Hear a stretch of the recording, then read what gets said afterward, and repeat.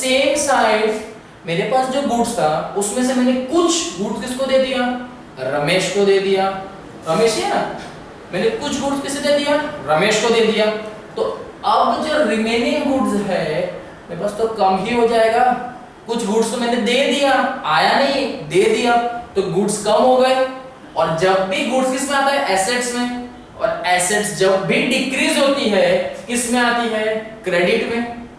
Clear? हमारे देखो वही सारे रूल्स के ऊपर ही हम पूरे फॉलो कर रहे हैं और एज पर रूल हम सारी एंट्री भी उसी बेस पे लिख रहे हैं। जर्नल एंट्री कैसी आ जाती, Ramesh account to goods account और either it's a sales account. Clear? यहां पर चले आगे। देन में कुछ नोट्स बताए गए। नोट्स मींस अब यहां पर आपको ट्रांजैक्शन देके रखे हुए। क्या हुआ यहां पे, अभी तक के हमने जितने केस देखे जिसके अंदर आपको ट्रांजैक्शन आप लिख रहे थे वो तो बहुत इजी भी था, हमको समझ में आया इसलिए इजी था। अब यहां पे आपको क्या करना है, आपको इनके नैरेशन लिखने हैं। मींस हम जैसे एंट्री करते थे कि यार इनका सेंटेंस क्या होगा, सेंटेंस बना के नैरेशन लिख दो। क्लियर? तो समझने की बात है, पहले तो समझो क्या हुआ है, cash account to sales account. अब क्लियर से बताना, कैश अकाउंट, कैश किस में आता है, जल्दी से मुझे आप सोचते जाइए और बताते जाइए। कैश किस में आता है, एसेट्स में आता है। डेबिट मींस मेरे पास पैसा आया होगा, एसेट क्या हुई, इंक्रीज हुई है, मैंने सेल किया है। क्लियर? मैंने गुड्स सेल किए हैं, एसेट्स में से कुछ गुड्स जो है वो कम हो गए होंगे। सेल को मैंने सेल क्या किया होगा, गुड्स ही किए होंगे, गुड्स ही सेल किए होंगे। पहले मेरे पास सपोज एग्जांपल 100 गुड्स थे जिसमें से मैंने 70 सेल कर दिए। कितने, 70 सेल कर दिए, रिमेनिंग कितने बचे, 30 गुड्स अब सिर्फ बचे। तो यहां पर मेरा क्या हुआ है, इन दो के बीच में क्या हुआ है, डिक्रीज ही हुआ है। क्या हुआ है, डिक्रीज। और then whenever is decrease in asset it comes in a credit section. कहां पर आता है, क्रेडिट। क्लियर? तो अब यहां पर आप बताइए कि किस तरीके से हुआ होगा। यहां पर आपको नैरेशन देनी है, नैरेशन क्या आ जाएगी, गुड्स सोल्ड इन कैश। तभी तो आप लिखेंगे कि मेरा कैश मुझे मिला, means debit. Debit what comes in, क्या आया, कैश आया। और क्या चीज आपके पास से गई, सेल किया, मींस गुड्स गए। क्लियर? सेंटेंस दो किस तरीके से लिखा जाएगा, goods sold for cash. Clear? यही चीज पढ़ी हमने। देन नेक्स्ट पे आ जाते हैं, कौन सा नेक्स्ट, ये वाला, परचेज अकाउंट डेबिट टू विनेज अकाउंट। क्लियर से देखिए, जब भी नाम स्पेसिफाई होता है मतलब क्या होता है, वो क्रेडिट ट्रांजैक्शन है। क्रेडिट ट्रांजैक्शन में भी कैसा, देखिए परचेज किया है हमने क्या किया है, परचेज किया है, मींस विनय कौन हुआ, हमारा क्रेडिटर हुआ। हमने इनके पास से परचेज किया, मेरी लायबिलिटी तो बढ़ गई होगी। तो इसका जर्नल एंट्री कैसी आएगी, जर्नल एंट्री कैसी आएगी, purchase goods from Vinay on credit, goods purchase from Vinay on credit. बस आपको ये नैरेशन लिखना है आपको। क्लियर? सिंपल सा। चलिए अब यहां पर कुछ मिसिंग है, एंट्री के अंदर कुछ मिसिंग है, कुछ आपको जर्नल एंट्री दी हुई है, लेकिन देखिए कहीं कहीं पे आपको डैश कुछ दिख रहे होंगे, ऐसे डैश दिए हुए। लेकिन एक चीज, आपको सबके नैरेशन दिए हुए, सबके नैरेशन दिए हुए हैं यहां पे। क्लियर? अब मेन क्या है, आपको इस नैरेशन के ऊपर से जज करना है कि यहां पर कौन सी एंट्री आएगी, क्योंकि हम नैरेशन में क्या लिखते हैं, जो एक्चुअल ट्रांजैक्शन हुआ था वही चीज लिखी जाती है। तब आपको नैरेशन पे से जज करना होगा कि यहां पर कौन सी एंट्री आएगी। अब समझ में आया कि नैरेशन क्यों लिखते हैं, डबल आप दो बार चेक कर सकते हैं। तो यहां पर जो एंट्री है वो भी, प्लस नैरेशन में जो लिखा है वो भी आप चेक कर सकते हो, है ना। इफ सपोज यहां जल्दबाजी में किसी से गलती, हर किसी से होती है, यहाँ पर कुछ लिखना गलत हो गया, लेकिन नैरेशन तो कैसा है, अपनी ओन लैंग्वेज में ही लिखता है वो कि भाई मेरा ये ट्रांजैक्शन हुआ। बस यहाँ उसको ये याद रखने की जरूरत थोड़ी है कि एसेट में डिक्रीज हुआ कि इंक्रीज हुआ, एक्सपेंस में क्या हुआ, वो याद करने की जरूरत है क्या। नहीं, तो इसलिए नैरेशन तो हमेशा कैसा होता है, 100% ट्रू ही होता है। तो इसीलिए नैरेशन लिखा जाता है ताकि हम इसको पढ़ के इसको चेक कर सके। नैरेशन को पढ़ के जर्नल हमारी एंट्री जो है वो चेक कर सके क्या ये प्रॉपर वैसी ही हुई है। अब देख लेते हैं, जैसे फर्स्ट क्या दिया है, गुड्स सोल्ड टू अमित। मैंने क्या किया, गुड्स सोल्ड किया किसको, अमित को। नाम आया मींस कैसा हुआ, क्रेडिट ट्रांजैक्शन। क्लियर, नाम आया मींस कैसा हो गया, credit transaction.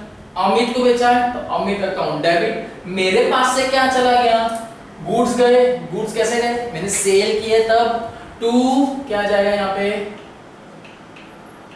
To sales account. Clear. Next क्या है, कमीशन पेड इन कैश। आपने क्या दिया, दो अकाउंट बनेंगे जल्दी से, कौन से, एक तो बनेगा कमीशन का, दूसरा कौन सा बनेगा, कैश का। कौन सा बनेगा, क्योंकि आपने क्या दिया, कमीशन तो दिया है। क्लियर, आपने क्या दिया है, कमीशन ही दिया है, तो कौन सा अकाउंट बनेगा, कमीशन अकाउंट।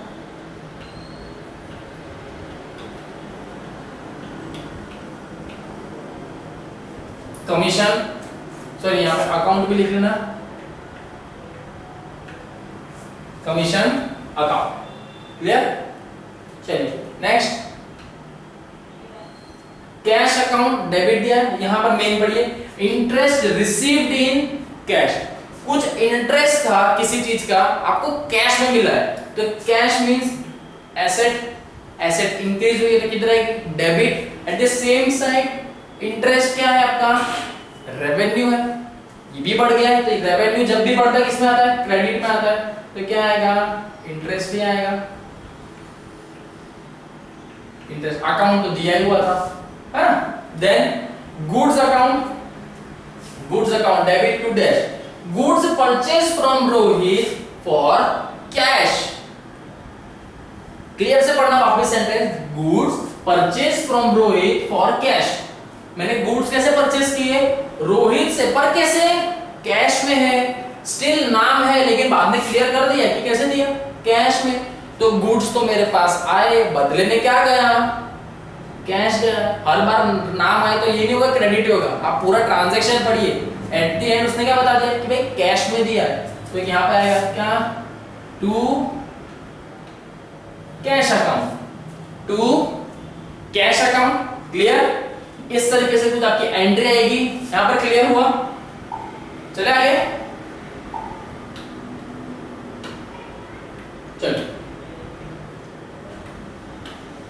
देन अब हमारा नेक्स्ट टॉपिक है कंपाउंड एंड एडजस्टिंग एंट्रीज। कौन सा है, compound and adjusting entries.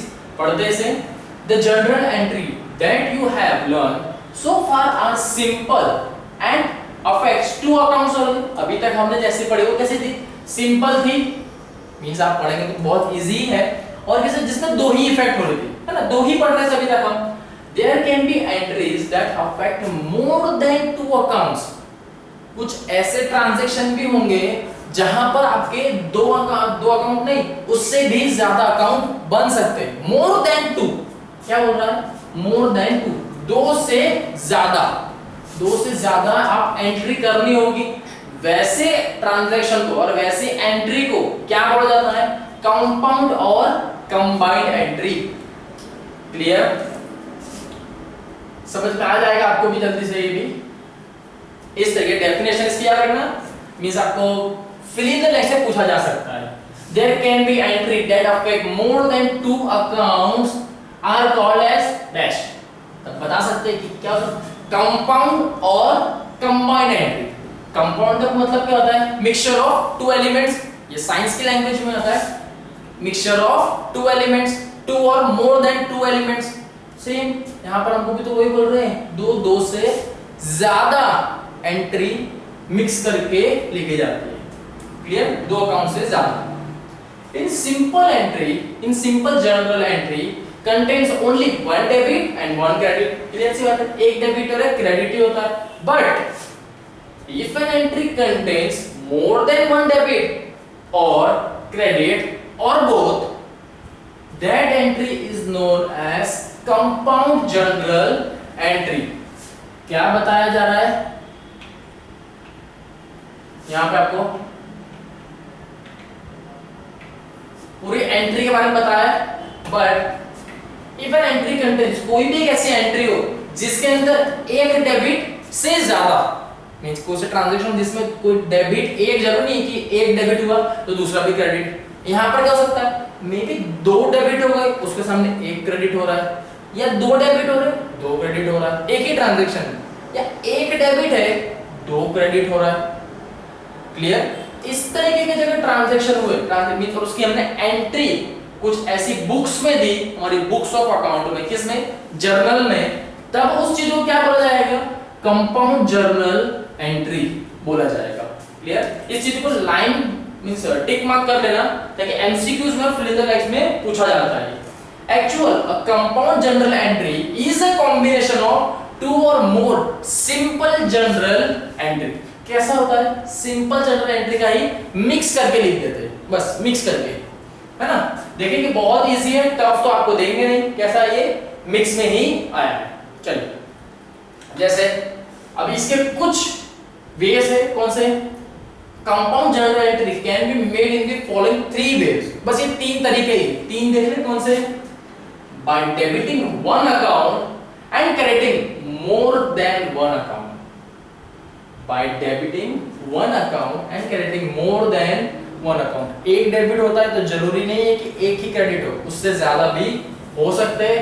At the same time by debiting more than one account the crediting one account, if debit में एक से ज्यादा अगर एंट्री आ रही है तो जरूरी नहीं कि उतने ही क्रेडिट में एक एंट्री भी आ सकती है। इन शॉर्ट आप एंट्री जितनी बता रहे हैं वो यहाँ पर तो नोट करिए कि इफ अगर 2 एंट्री होगी तो एक आएगा, अमाउंट में चेंज नहीं होगा, आपका डेबिट का अमाउंट और क्रेडिट का अमाउंट सेम ही आना चाहिए। फिर भले आपकी डेबिट में कितनी 3 एंट्री आ जाए या क्रेडिट में एक आ रही है, लेकिन अमाउंट कैसे होनी चाहिए, इक्वल ही होनी चाहिए, पूरा डेबिट और क्रेडिट का अमाउंट सेम ही आनी चाहिए। Clear? By debiting more than one account and also crediting more than one account, ये कौन सा सिनेरियो है जहां पर डेबिट में भी एक से ज्यादा अकाउंट आ रहे हैं और क्रेडिट में भी एक से ज्यादा अकाउंट है। क्लियर? तो इसी को उन्होंने क्या बताया, आपको ट्रांजैक्शन के फॉर्म में दिया है, कैसे, एक सिंपल एंट्री मींस हम जैसे नॉर्मली जो एंट्री करते हैं अभी तक हम पढ़ता है उसी को कंपाउंड में कैसे कंबाइन करेंगे। देखो जैसे ये एग्जांपल के तौर पे हमको एंट्री दी हुई है, क्या है, 2014 नवंबर 30 और नवंबर 30 दो है। एक चीज कॉमन देखिए, दोनों की जो डेट है, ये जो डेट है वो दोनों की क्या सेम है, हाँ डेट तो बिल्कुल सेम है, क्लियर सी बात है, डेट क्या है, बिल्कुल सेम है। अब एक बार सेंटेंस पढ़ते हैं, salary account debit to cash account. Salary कब आता है, जब ये मेरा खर्चा हुआ, पैसा गया है। क्रेडिट में कब आता है, एसेट डिक्रीज होती है तभी किस में आती है, क्रेडिट में। यहाँ क्रेडिट मतलब डिक्रीज हुआ है। सैलरी मैंने पैसा दिया है, मेरे पास से पैसा गया 6000 और वही दिन पे मैंने रेंट भी पे किया है, वो भी कैसे, कैश में ही 12,000। समझ में आया इतना सा? ये हमारी नॉर्मल जनरल एंट्री, जैसे नरेशन लिखा है, इसको कंबाइन कैसे करके लिख सकते हो। अब एक चीज देखो, क्या यहाँ पे कुछ कॉमन क्या दिख रहा है मुझे बताओ, rent account debit to salary cash account या rent account debit to cash. Debit common दिख रहा है वो मत बोलो, क्या चीज कॉमन दिख रहा है, सर कैश अकाउंट जो है ना ये तो कॉमन ही है। इन शॉर्ट यहाँ पे बोलो कितने अकाउंट बनेंगे, 3 अकाउंट बनेंगे। फर्स्ट कौन सा होगा, सैलरी अकाउंट, सेकंड कौन सा होगा, कैश अकाउंट, थर्ड कौन सा होगा, रेंट अकाउंट। अलग से ट्रांजैक्शन हुआ है कैश का, तो क्या अलग से अकाउंट नहीं, उसी कैश अकाउंट में रेंट की भी एंट्री कर दूंगा मैं। क्लियर? तो अब इसी को कंबाइन करके लिख दूं, क्यों अननेसेसरी 2 बार लिखूं, एक ही दिन का ट्रांजैक्शन है, 2 क्यों लिखना, एक ही लिख देता हूं। अब एक किस तरीके से लिखूंगा, सैलरी अकाउंट, मैंने देखो डेट दिए नवंबर, डेट आ गई, क्या ट्रांजैक्शन था, सैलरी अकाउंट कितनी थी, 6000 था। मैंने उसके अंदर रेंट कितना पे किया था, 12000 रुपए, मींस 12000 रेंट पे किया है। इन शॉर्ट मेरे को सैलरी और रेंट में दोनों मिला के कितना पैसा मेरे पास से गया, सेम, क्योंकि दोनों जगह पैसा जा ही रहा था ना, इसलिए इन दोनों को क्या कर दिया, कंबाइन कर दिया। क्या कर दिया, कंबाइन कर दिया। तो कितना पैसा जा रहा है, तो आप इन दोनों का टोटल मिलाएंगे, कितना आ रहा है 6000 प्लस 12000 कितना होता है 18000। तो आपके पास से कैश कितना जा रहा है 18000, क्लियर। प्लस एक और चीज चेक करते हैं, क्या आपका डेबिट और क्रेडिट का अमाउंट सेम आ रहा है, 6 प्लस 12 18, क्रेडिट कितना आ रहा है 18, मींस ये ट्रांजैक्शन क्लियर है, दोनों का अमाउंट भी सेम ही आ रहा है। अब क्या करेंगे, नैरेशन लिखेंगे। नैरेशन कैसा आएगा, पेमेंट, क्यों पेमेंट, क्योंकि कैश में आया है ना, आपने कैश में पैसा दिया है तो पेमेंट ही हुआ। तो payment of salary and rent in cash, किसका, सैलरी और रेंट का क्या किया, अपने पेमेंट किया है। कैसे में किया है, कैश में इसका पेमेंट किया हुआ है, क्लियर। बहुत ही सिंपल है, समझ में आएगा। हमारा सिंपल था, उसी को क्या कर दिया, कंबाइंड में कर दिया, दोनों सेम थे इसीलिए एक में कोलाज करके लिख दिया है ना। चलिए अब देखिए, ये सबसे मेन नोट है जो दिया हुआ है आपको यहाँ पे, कि जब भी आप कंपाउंड एंट्री मींस आप कोई भी दो ट्रांजैक्शन हो या दो से ज्यादा कोई ट्रांजैक्शन हुए, आप उसको कंबाइन कब कर सकते हैं, जब वो एक ही डेट में हुआ हो। समझ रहे, कब हो सकता है, जब वो कोई एक ही डेट में अगर हुआ हो तभी आप उसको एक में लिख सकते हैं। जैसे यहाँ पर नवंबर 30 और नवंबर 30 ही दिया हुआ है, क्लियर। इफ अगर सपोज यहाँ पर नवंबर 30 के जगह यहाँ पर लिखा होता नवंबर 29, तो क्या तब आप इसको कंबाइन कर सकते थे, नहीं, तब आप इसको कंबाइन नहीं कर सकते। क्यों, क्योंकि ये तब तो एक इस तरीके से आ जाता है ना, तब क्या हो जाता, ये तो एक अलग ट्रांजैक्शन हो गया, नेक्स्ट डे आ गया, हमारा ट्रांजैक्शन एक दिन का नहीं अलग आ जाता, क्लियर। सेम डेट का होगा तो ही आप इसे कंबाइन कर सकते हैं, अदरवाइज आप कंबाइन नहीं कर पाएंगे। बेसिक रूल है, क्लियर, याद रहेगा ये, और याद रखना भी है ना, वही बताया गया नोट में। Then if you match the first two simple entries with converted compound entry, you will find that there is no difference between them so far as accounting effect is concerned। क्या बोल रहे हैं, क्या आपने पहले की जो एंट्री देखी मींस ये वाली जो सिंपल थी, और उसी को आपने किस में कन्वर्ट कर दिया, कंपाउंड जनरल एंट्री में कन्वर्ट किया, तो क्या कोई फर्क आया, कुछ डिफरेंस आ गया क्या, कोई अमाउंट में या उनके ट्रांजैक्शन में, नहीं। रेंट जा रहा था, सैलरी भी जा रही थी, किस बेस में, कैश के थ्रू जा रहा था, तो सेम वैसा ही लिखा है, मीनिंग चेंज नहीं हो रहा है। क्या अमाउंट चेंज हो रही है, नहीं सर, अमाउंट भी चेंज नहीं हो रही है। डेबिट क्रेडिट चेंज हो रहा है, डेबिट की अमाउंट भी टोटल उतनी है, क्रेडिट की अमाउंट भी टोटल उतनी ही आ रही है, क्लियर। इस चेंजेस नहीं होना चाहिए, वही बताया जा रहा है। The compound entries save time and space. आपको पूछा जा सकता है कि ऐसे तो कौन सी एंट्री है जिसमें आपका टाइम प्लस स्पेस बच जा रही है, तो कौन सी होगी, कंपाउंड एंट्री, है ना। पहले आप इतनी बड़ी स्पेस में दो ट्रांजैक्शन लिखे, अब आपने उतने ही दो को इतने शॉर्ट में लिख दिया, आपकी स्पेस बची, प्लस आपको दो बार वो लिखना होता, टाइम जा रहा था, नैरेशन लिख रहे थे, सेम अमाउंट दो बार रिपीट कर रहे थे, तो एक ही बार में हो गया। Such compound entries are made in following cases. कौन से केस में आपको कंपाउंड एंट्री बनानी होती है या कब आपको जरूरत पड़ सकती है, तो देखते हैं। When two or more transaction occurs on the same day, clear. ये देखना क्या बताया गया आपको कि दो से ज्यादा जब भी ट्रांजैक्शन हुए होते, कब, सेम डे पे, है ना, सेम डे पे दो से ज्यादा अगर ट्रांजैक्शन हुए हैं तब कब, तब उसके कंपाउंड एंट्री की इफेक्ट आएगी, मींस एंट्री आएगी कब, जब सेम डे, हमने पढ़ा था ऊपर, सेम डे में ही ट्रांजैक्शन हुए तो, बिकॉज़ दो या दो से कितने भी हो सकते हैं, लेकिन तभी एंट्री आएगी। देन वन एस्पेक्ट क्या है, one aspect that is either the debit account और क्रेडिट अकाउंट इज कॉमन। कैसा होना चाहिए, कॉमन, सेम आनी चाहिए वैल्यू, ऐसा नहीं कि डेबिट में दो बार लिख दिया तो क्रेडिट में भी दो बार लिख दो, अमाउंट सेम ही होनी चाहिए, क्लियर। अब यहाँ पर हम देखते हैं a few more examples of compound entry। अब compound entry के सेम कुछ अलग एग्जांपल्स भी देखते हैं हम, जैसे कि कुछ बताया गया। फर्स्ट एक पॉइंट है हमारे पास बैड डेब्ट। क्या है बैड डेब्ट? बैड डेब्ट क्या होता है चलिए पढ़ते हैं। ये बहुत सब्जेक्ट सुना नहीं होगा। बैड डेब्ट से बैड से समझ में आता है कि गलत चीज है। डेब्ट मींस कर्जा। क्या होता है कर्जा या देवा जो बोलते हैं उस चीज। तो बैड डेब्ट दोनों का मिक्सचर क्या होता है? पर व्हेन अ डेटर मींस हमें जिसके पास से पैसा लेना है।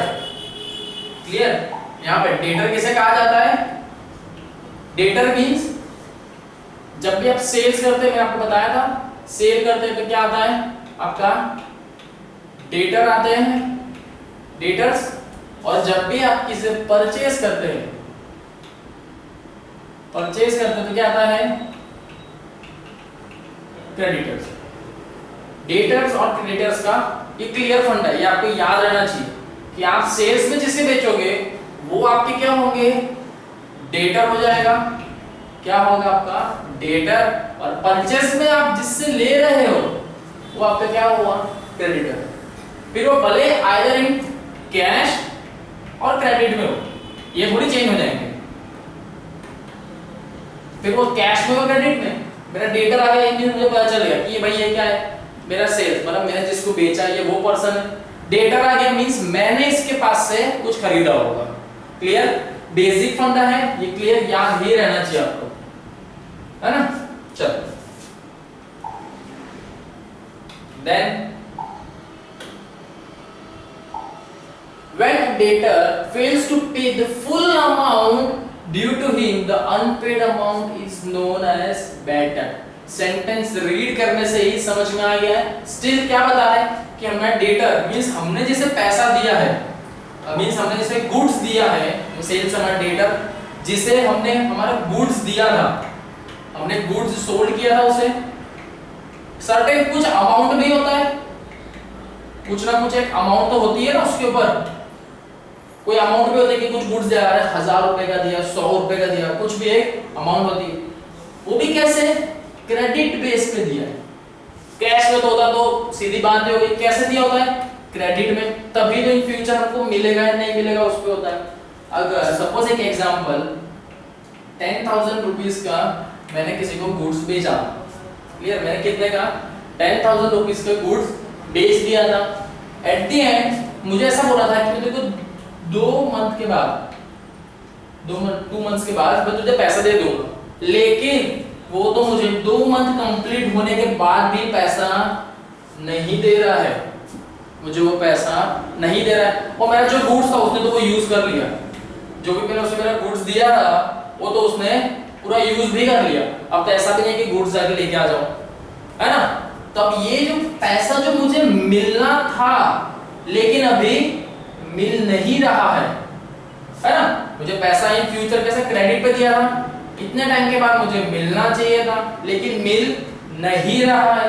तो ऐसा पैसा जो मिलना था लेकिन मिला नहीं और नहीं मिलने वाला है, मिलने ही नहीं वाला है, उसने क्या बोल दिया है ही नहीं दे सकता, क्या कर लेंगे कि बताइए क्या करेंगे।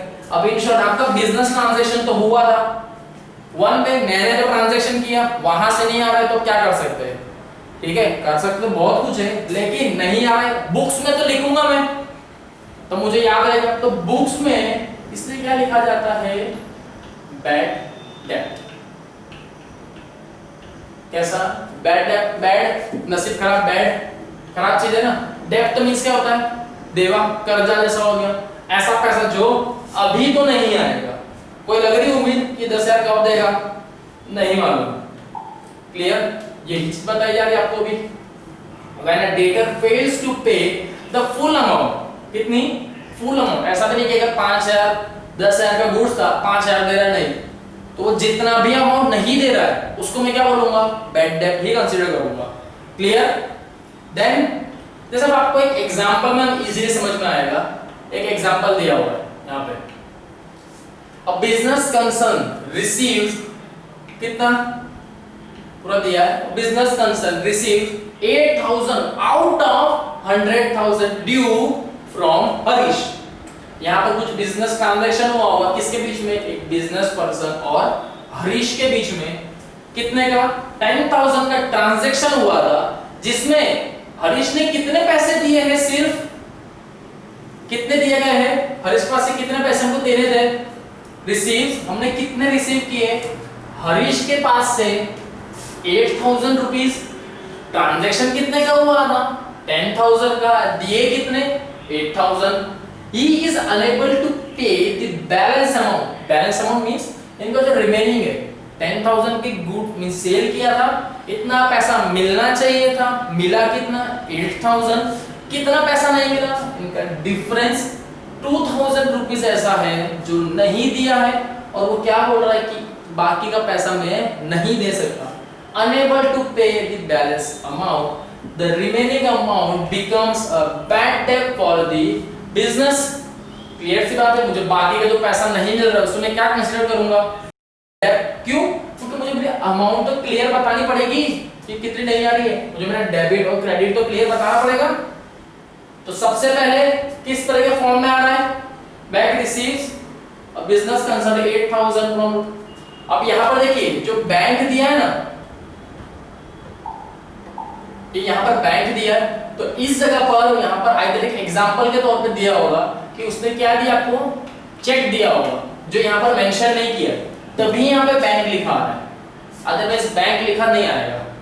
हरीश ने क्या किया होगा, एक चेक दिया होगा आपको, और वो चेक क्या करेंगे, आप बैंक में डिपॉजिट करेंगे, है ना, तभी वो आ सकता है। क्लियर, यहां पर मिसिंग है, हरीश ने क्या दिया है, चेक दिया है हमें, और हमने क्या रिसीव किया है, चेक रिसीव किया हुआ है, इसलिए एंट्री क्या आएगी, बैंक अकाउंट कितना 8000 का दिया है तो 8000 लिखूंगा, मुझे कितना पैसा नहीं मिल रहा है, वो मेरा क्या था, बैड डेट, कितना नहीं मिल रहा है, 2000 रुपीज ऐसा है जो मुझे नहीं मिल रहा है, still it's my bad debt. और कितना पैसा लेना था हरीश के पास से, मुझे टोटल हरीश के पास से कितना लेना था, 10,000 रुपीज ऐसा था जो मुझे हरीश के पास से लेना था। अब मेरी अमाउंट टोटल करके देखो, क्या ये टोटल आ रही है, 10,000 आ रहा है पूरा, क्लियर समझ में आ रहा है। बैंक अकाउंट कैसा, क्योंकि यहाँ पे चेक में आया होगा, यहाँ पर एंट्री आई नहीं है, इसलिए चेक बैंक का आया, cheque means bank account debit to 8000, bad डेब्ट है, क्या क्यों बैड डेब्ट, क्योंकि इतना पैसा ही नहीं मिल रहा है, कितना हुआ 2000 टू हरीश अकाउंट कितना 10,000। यहां पर आपका ये ट्रांजैक्शन कैसा हुआ, कंप्लीट, क्लियर, ये ट्रांजैक्शन कैसा हो गया, कंप्लीट, क्लियर, समझ में आया, चले आगे अभी।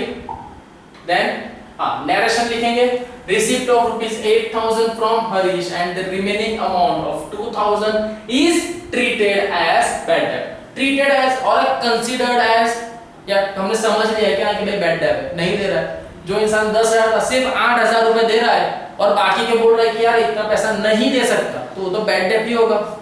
क्लियर, अब किस पे आ गए, discount allowed and discount received पे, किस पे आ गए, discount allowed and discount receive पे आ गए। पढ़ लेते हैं डिस्काउंट अलाउड और डिस्काउंट रिसीव क्या होता है। इसके रिगार्डिंग मैंने पहले भी बताया हुआ था कि डिस्काउंट अलाउड और डिस्काउंट रिसीव में क्या फर्क है। स्टिल एक बार पूरे एग्जांपल के तौर पर समझते हैं। चलिए, to encourage a customer to pay the amount due before due date, फिर समझना, to encourage a customer to pay the amount due before the due date, discount is allowed, this is called cash discount। मैं आपको यहाँ पे example में समझाता हूँ कि यहाँ पर ये क्या बताना चाह रहे हैं।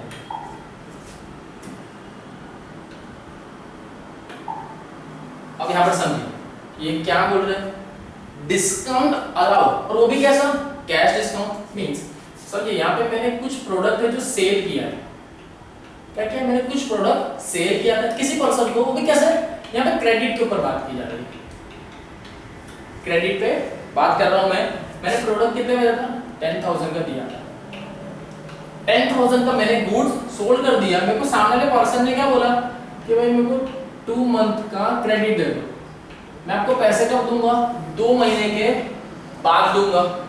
पैसे कब दूंगा, 2 महीने के बाद। अब मुझे इसके पास से कुछ पैसा निकलवाना है, क्लियर, कि मुझे जल्दी आ जाएगा। अब तरीका क्या है, 2 महीने के बाद मुझे कितना देगा, 10,000 रुपीज देगा। इफ अगर मुझे इससे जल्दी लाना है, क्योंकि मैंने ट्रांजैक्शन तो इसी बेस पे किया था कि हाँ ठीक है कोई बात नहीं, अब मैं इसको एक ऑफर क्या दूंगा, कोई भी बिजनेस का जो होते हैं वो ऑफर क्या देते हैं कि भाई तो मुझे 2 महीने के बाद देगा। मींस समझिए कि ये भी क्या चल रहा है, मार्च, क्या है, मार्च चल रहा है। मार्च मींस 2 महीने के बाद कब आ गया, अप्रैल, मई, ये कब देगा, मई में मुझे देगा। मई में मेरे पास क्या आएगा, मुझे पैसे देगा ये। लेकिन मुझे अगर जल्दी चाहिए तो मैं इसको क्या बोलूंगा कि भाई अगर तू मुझे मई में पैसा देने वाला था ना, अगर उससे पहले मुझे तू पैसा दे देता है, कितना, 10,000 रुपीज अगर तू मुझे देने में तैयार हो, तो इसके ऊपर 10,000 के ऊपर मैं तुझे कुछ डिस्काउंट दूंगा, कुछ भी डिस्काउंट दूंगा। डिस्काउंट कुछ भी हो सकता है, कोई भी 10, 25 पर, आप सबका अपना अपना परसेंटेज रखने का तरीका होता है, क्लियर, सबका क्या होता है, अपना परसेंटेज रखने का एक तरीका होता है कि वो कितना परसेंटेज रखना चाहता है वो उस पे है ना। यहाँ पे क्या बता रहे हैं कि वो उसको पैसा जल्दी निकलवाना है उसके पास से, क्यों, क्रेडिट में दिया ना, मार्च में देगा, मई में तो उसको पैसा मिलेगा। तो क्या बोल रहा है, भाई अगर तूने मुझे जल्दी दे दिया ना पैसा, ड्यू डेट कब है, मई तक पैसा देना है, अगर मई से पहले तू मुझे अगर पैसा दे देता है तो मैं इस 10,000 के ऊपर तुझे कुछ डिस्काउंट दूंगा, क्लियर, मैं तुझे क्या दूंगा, डिस्काउंट दूंगा। कैसे डिस्काउंट आएगा, वो कैश पे आएगा। तो जब ऐसा डिस्काउंट मिलता है उसे क्या बोला जाता है, इट्स अ कैश डिस्काउंट। और याद रखिएगा कैश डिस्काउंट तभी मेंशन होगा जब वो ट्रांजैक्शन भी किस में हो रहा होगा, कैश में हो रहा होगा, तभी क्या आता है, कैश डिस्काउंट बताया जाता है, क्लियर। देखो अब यहां पर इसी तरीके से बताया गया है, to encourage a customers to pay, यहीं पर है, due before due date discount is allowed, तभी क्या डिस्काउंट अलाउ कर देते कि हाँ चल ठीक है तेरे को मैं छूट दे दूंगा। वैसे ट्रांजैक्शन क्या बोला जाता है, it's a cash discount, clear. If such discount is received the compound entry will be, अब यहां पर क्या है, आपको डिस्काउंट रिसीव किया है, क्या है, आपने डिस्काउंट रिसीव किया, मींस मैंने डिस्काउंट रिसीव किया, किसके पास से, चलिए देख लेते हैं। सारे ट्रांजैक्शन किसके रिगार्डिंग दिए, बैंक के रिगार्डिंग ही दिए, मींस डायरेक्ट चेक से ट्रांजैक्शन होगा। कैसे, creditors account debit to bank to cash, means to discount account. किस तरीके से हुआ है, यहां पर अभी क्या है, आपने कोई चीज परचेज की थी, मींस हमने ही कुछ चीज परचेज करी है, कैसे की थी, क्रेडिट में परचेज की थी, क्लियर सी बात है। यहां पे मैं एक एग्जांपल लिख भी लेता हूं, एक मिनट, हाँ इधर कर लेता हूं मैं, चलिए यहां पे जैसे क्रेडिटर के बारे में बताया गया है, तो क्रेडिटर को सपोज कितना देना था, 10,000 रुपीज देना था, मुझे कितना देना था, 10,000 रुपीज क्रेडिटर को देना था, क्यों, क्योंकि ये मेरे कैसा क्रेडिट सेल था, सॉरी मैंने क्रेडिट परचेज किया था। क्रेडिटर कौन होते हैं, जिससे हम परचेज करते हैं, वो मैंने क्रेडिट परचेज किया था। मेरे क्रेडिटर ने मुझे क्या बोला कि अगर तू मुझे जल्दी पैसा देता है तो मैं तुझे जितना पैसा तुझे मुझे देना है ना उसके ऊपर 10% रुपीज का डिस्काउंट दूंगा, अगर तू जल्दी मुझे पैसा देता है तो, ठीक है। तो मैंने भी क्या सोचा कि हाँ यार अगर मैं कुछ टाइम के बाद दूंगा तो मुझे कितना देना पड़ेगा, 10,000 रुपीज देना पड़ेगा, और अगर मैं उससे पहले दे देता हूं तो मुझे तो वो क्या देगा, डिस्काउंट देगा, कितना, 10% का। 10,000 का 10% कितना होता है, 1,000 रुपीज, मीन्स कैसे, देखो 10,000 है, उसका कितना 10% माइनस ही करूंगा ना, माइनस करूंगा, कितना हो गया 1,000 रुपीज, क्या हो जाएगा, लेस, क्योंकि उतना तो उसने बोला ना कि मैं क्या कर दूंगा, लेस कर दूंगा। डिस्काउंट का मतलब क्या होता है, लेस भी होता है। तो कितना मुझे पे करना होगा, 9,000 रुपीज ही मुझे सिर्फ उसको देना होगा। कितना देना था, 10,000 रुपीज देना था, देना कितना होगा 9,000 रुपीज उसे सिर्फ देना होगा मुझे। क्लियर? तो अब मैं क्या करूंगा, डिस्काउंट की लालच में कोई भी इंसान क्या करता है कि यार पैसा बच रहा है, बच ही रहा है, सीधी सी बात है। तो इतना सा पैसा बचाने के लिए क्या करेगा वो, ठीक है जल्दी पैसा दे देता हूं क्योंकि बाद में तो उतना ही देना पड़ेगा। जल्दी देने में 1,000 रुपए का फायदा हो रहा है तो क्या बुरा है, तो मैं क्या करूंगा, अच्छा ठीक है मैं तुमको दे देता हूं। तो मैंने कितना पे करूंगा उसे, पे कितना करूंगा क्योंकि मैंने पहले दे रहा हूं, उसने मुझे कितना बताया था 10% डिस्काउंट। तो मींस अब मैं उसे दूंगा कितना, यहाँ पे कितना दिया जाएगा उसे, बैंक है कितना मुझे देना कितना था 9,000 रुपीज ऐसे है जो मैं उसे दूंगा। डिस्काउंट कितने का मिल गया मुझे, डिस्काउंट कितने का मिल गया 1,000 रुपीज ऐसा जो मेरे को डिस्काउंट मिल गया। अगेन देखना डेबिट और क्रेडिट का टोटल क्या आ रहा है सेम 10,000, 9,000 प्लस 1,000 कितना आया 10,000 ही आ रहा है। क्लियर? समझ में आया? एक एग्जांपल मैंने अपने हिसाब से ही यहां बनाया हुआ है, या आपको इस तरीके से दिया हुआ है। क्लियर? चलिए क्लियर हो रहा होगा सबको। देन क्या है, सिमिलरली उसके रिगार्डिंग का कुछ दिया हुआ है। अब आपने एक क्रेडिटर के हिसाब से तो देख लिया, मींस आपको कहीं से मिल रहा था, आपने रिसीव किया। अब यहां पर आप किसी को डिस्काउंट भी तो देंगे, बिजनेस में दोनों चीज होती है ना, तब वही है व्हेन कैश डिस्काउंट अलाउड। यहां पर आप किसी और को अलाउ कर दे कि भाई तू अगर जल्दी जल्दी पैसा मुझे दे देता तो मैं तुझे कुछ डिस्काउंट दूंगा। अब ये वो वाला ट्रांजैक्शन देखिए जिसके अंदर कैसा हुआ है, सपोज कोई हमारी पार्टी थी, क्लियर, यहाँ पे कोई पार्टी है जो हमारा कौन है कस्टमर है रिगार्डिंग। क्लियर? यहाँ पे हमारा कोई कस्टमर है, ये हमारा कस्टमर, मैं कस्टमर का नाम ले लेता हूं जैसे राम या कोई भी नाम ले लो, चलो ठीक है, ये हमारा एक कस्टमर। क्लियर? अब इनके पास से क्या हुआ है, ये हमारे पास से क्या क्रेडिट में कुछ लेके चले थे, क्रेडिट में कुछ गुड्स जो थे वो गुड्स हमारे पास से लेके गए थे। क्या बोला था कि भाई 1 मंथ के बाद मैं आपको इसका पूरे का पैसा दे दूंगा। क्लियर? मैंने गुड्स कितने का सोल्ड किया था, मैंने गुड्स सोल्ड किया था 1,000 रुपीज का, 1,000 रुपीज के गुड्स मैंने किसको राम को सोल्ड कर दिया था। क्लियर? अब इसके सामने क्या बोला गया था कि 1 मंथ के बाद मैं तुझे पैसा दूंगा।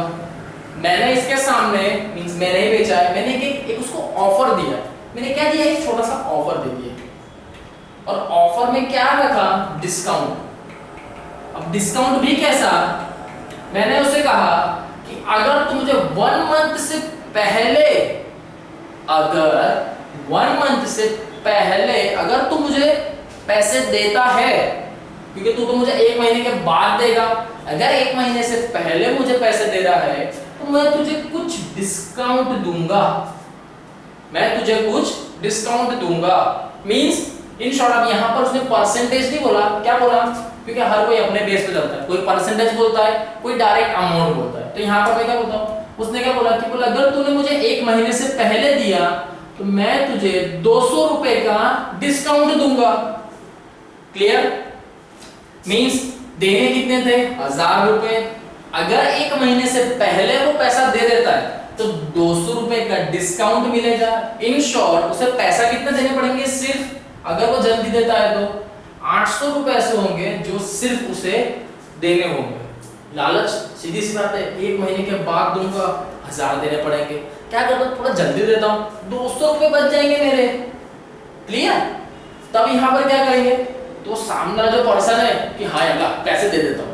अब इस केस में क्या होगा, वो हमको चेक देगा, यहाँ पर क्योंकि चेक के रिगार्डिंग ही बात कर रही है, बैंक ट्रांजैक्शन, सामने वाला कितने 800 रुपए का चेक दे देगा। कितने का दिया उसने 800, क्यों डेबिट, क्योंकि हमने रिसीव किया और हमने उसे बोला था कि 1 महीने के पहले अगर तू देगा तो मुझे डिस्काउंट हुआ। हमने डिस्काउंट कितना अलाउ किया 200 रुपए का हमने उसे अलाउ कर दिया। हमें हमारे कस्टमर के पास से लेने कितने थे 1,000 रुपीज, है ना। क्लियर? इस तरह से ट्रांजैक्शन हुआ, लेने कितने थे 1,000 रुपीज। हमने उसे डिस्काउंट कितने का दिया, 200 रुपए का डिस्काउंट दिया, उसके सामने उसने कितने दे दिए, 800 रुपए दे दिए, मिल गए। ऐसा डिस्काउंट का ऑफर ज्यादातर कब काम आता है, डिस्काउंट तब काम आता है ना जब आपको ऐसा लगे कि यार ये पैसा नहीं देगा, मींस इन फ्यूचर ऐसा लगता है कि मेरा जो पैसा है ना बैड डेट, क्लियर क्या हो जाएगा, मेरा पैसा बैड डेट ना हो जाए कि यार ये मेरे को लगता है ये झोल झाल ये पैसा नहीं निकालेगा, मींस या तो मुझे पैसा देगा ही नहीं। वो टाइम पे आप क्या करते हो कि चलो थोड़ा सा डिस्काउंट देने में अगर पैसा बाहर अपने पास आ जाता है तो क्या बुरा है। नहीं तो ऊपर एक एग्जांपल देखा ही था, वहां पर तो उस पर्सन ने क्या बोला, भाई पैसे नहीं है ही नहीं, क्या करूं, और हमने बैड डेट लिख लिया, क्लियर। वो पूरा लॉस होने के जगह कुछ छोटा सा नॉमिनल लॉस भी अगर हो रहा है तो क्या बुरा है, क्लियर है ना। ये सारे बिजनेस के तरीके हैं कि आप किस तरीके से बिजनेस कर सकते हैं, ये सारे गो है ना, सबके अपने अपने वे होते हैं, क्लियर। चलिए then when the customer buys goods in bulk or in large quantity some discount may be allowed to him। जब भी आप कोई प्रोडक्ट लेते हैं मींस बल्क में लेते हैं, बहुत ज्यादा क्वांटिटी में लेते हैं, या कोई ऐसा जो लग्जरी आइटम आप लेते हैं, क्लियर, या तो बल्क में होता है बहुत सारे, या कुछ बहुत कीमती चीज होती है ना, लग्जरी आइटम होता है, तो उसके अंदर आप खुद भी दुकान में जाके बोलते ही है या कहीं पे कि सर डिस्काउंट, बोले इस पे डिस्काउंट मिलेगा कि नहीं, बोले इस पे क्या डिस्काउंट है या क्या ऑफर है, इनफैक्ट हर कोई बोलता है, तो आपको उसके ऊपर कुछ ना कुछ डिस्काउंट अलाउ किया जाता है, या आप खुद किसी को कुछ बेच रहे तो आप उसके ऊपर अलाउ करेंगे। This is to encourage him to buy more and more products. कैसे, एक प्रोडक्ट 10 रुपए का है, मैं उसे क्या बोलूंगा कि भाई अगर ये देखो ये प्रोडक्ट की वैल्यू कितनी है, 10 रुपीस है, एक प्रोडक्ट की वैल्यू कितनी है, 10 रुपीस। अगर आप मेरे पास से 50 प्रोडक्ट लेते हो तो मैं आपको 7 रुपीस का, इस एक प्रोडक्ट की वैल्यू कितनी है, 10 रुपीस है। अगर आप 50 प्रोडक्ट लेते हो मेरे पास से, एक प्रोडक्ट की वैल्यू 10 रुपीस, अगर आप 50 प्रोडक्ट लेते हो तो उसकी वैल्यू में कितनी कर दूंगा, 7 रुपीस। कोई भी इंसान क्या होगा, अरे डिफरेंस कितना है, 3 रुपए का। 3 रुपए लग बहुत छोटे रहे, लेकिन जब ये क्वांटिटी लैक्स में पहुंच जाती है ना, नंबर ऑफ क्वांटिटी में, तब यही 3 रुपए सबसे बड़े आपका प्रॉफिट और लॉस का डिसीजन निकालते हैं। यही नॉमिनल अमाउंट कि सर 3 रुपए तो है, बिजनेस के अंदर 0.01 पैसे से भी बिजनेस में कितना प्रॉफिट और लॉस का हो जाता है, क्लियर। अगर 0.1 पैसा ही 1.5 करोड़ लोग या 1.5 करोड़ प्रोडक्ट में निकाला जाओ, मोर देन 1 करोड़ प्रोडक्ट के अंदर आपको 0.1 पैसा मिल रहा है, कैलकुलेट करो कि कितना प्रॉफिट हो रहा है।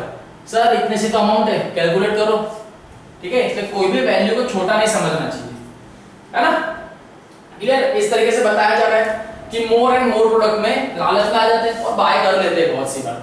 जेन्युइनली हम लोग ने भी ऐसे बहुत से ट्रेड किए ही होंगे जहां पर थोड़ा सा हमको कम ज्यादा होता है तो हम भी बाय करने का सोचते ही, क्लियर। इनफैक्ट मैं आप सभी, this discount is called trade discount.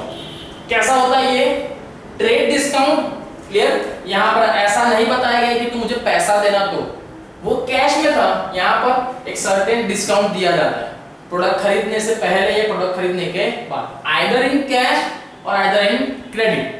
जो ट्रेड डिस्काउंट लगता है वो तो होता है, क्लियर, समझ में आया। ट्रेड डिस्काउंट, कोई भी आप दुकान पे जाते हैं, बोलते हैं 10,000 मींस 100 रुपए की चीज है, अरे भाई इस पे डिस्काउंट दो कुछ, अच्छा ठीक है सर आपको 70 में दे दूंगा, 70 में दे दूंगा मींस 70 रुपीस में दे दूंगा, clear.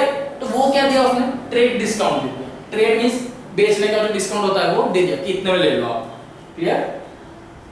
When the bill is prepared for the purchase of goods, the amount of trade discount is deducted from the total payable।